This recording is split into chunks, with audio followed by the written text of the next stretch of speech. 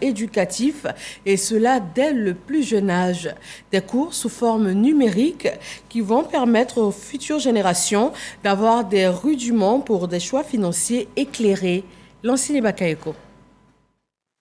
Prendre le contrôle de ses finances, se protéger de l'endettement ou d'une mauvaise gestion de ses gains, c'est ce à quoi aspire l'éducation financière. En Côte d'Ivoire, ce programme a déjà identifié des outils pédagogiques. Ces outils pédagogiques mettent en avant des cours sous format e-learning, incluant le français officiel et les langues locales usuelles. Nos cibles sont connues, elles sont précises et elles sont nettes.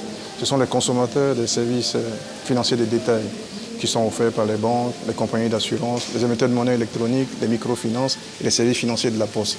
Et puis, de façon complémentaire, on a un certain nombre de cibles qui répondent en réalité à des actes de vulnérabilité. Les populations qui sont rurales, les populations analphabètes, qui sont en dessous du niveau d'éducation normale constaté au niveau scolaire.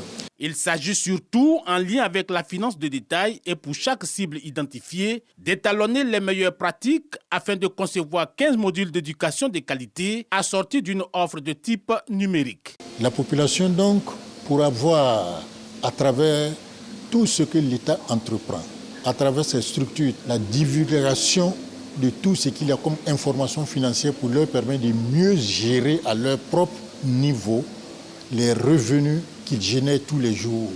Car quand vous ne le savez pas, vous pouvez en réalité réunir beaucoup de possibilités sans pouvoir en tirer tous les avantages possibles.